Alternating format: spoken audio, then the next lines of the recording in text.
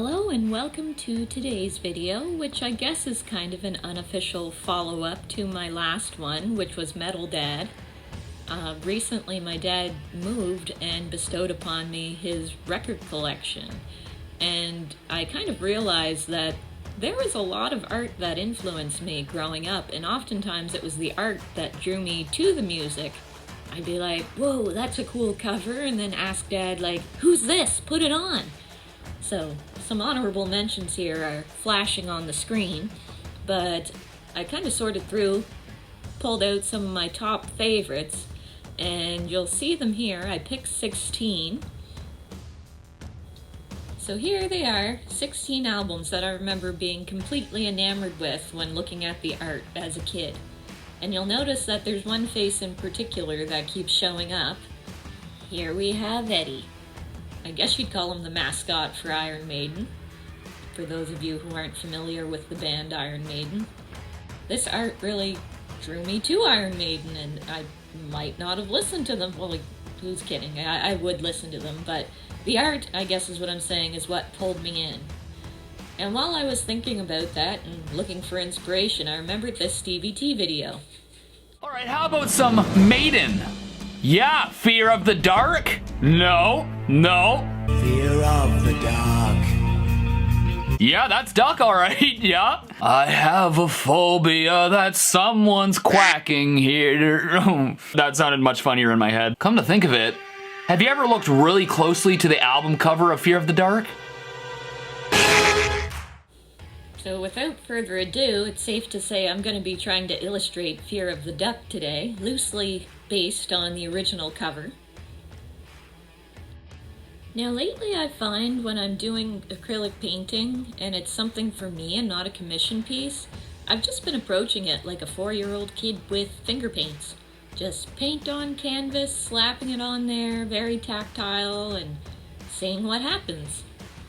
If you're ever having art block, that is one technique I recommend. Make a mess.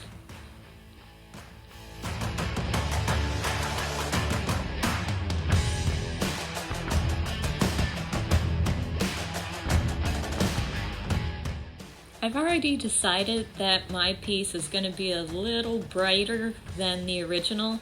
I want to show the details of the duck in the moonlight.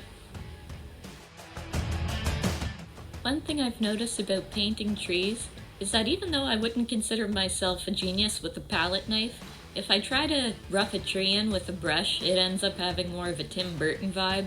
But if I try to sketch it in with a palette knife, I find it looks a little more realistic and tree-like. After I kind of get a shape that I like, I go back in with a brush and refine it a little bit more. I definitely like doing wet on wet and doing a lot of my blending on the canvas as opposed to on a paint palette. That is just a personal preference.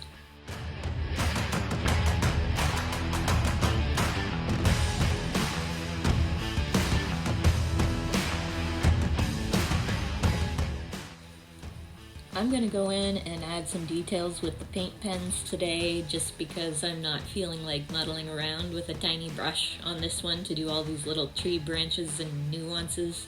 Paint pens just seem like a simpler option, so we'll go with it.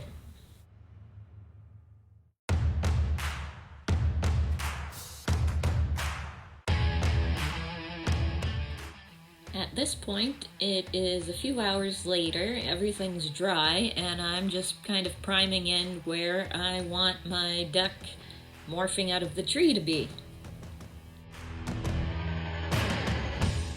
I guess you could say I'm taking my best quack at this. Adding in some feathers, so they're kind of flying around as this duck is bursting forth from the tree.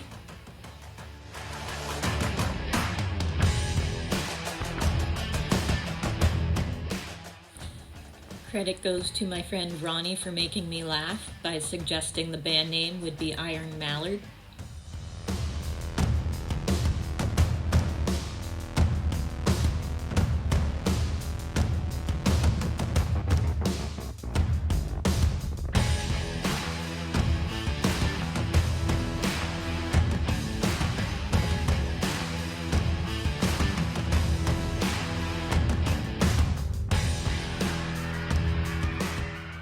I did have a lot of fun trying to imagine what a rabbit-looking duck would look like. If a duck had teeth, what would that duck look like? Hopefully something like this. Thank you guys for watching this video. I hope you enjoyed it. And if you have any misheard lyrics that you think I should illustrate, family friendly, comment down below and let me know. Also, please like this video if you enjoyed it, and subscribe if you haven't already so you don't miss out. Thanks everyone, and we'll see you next time.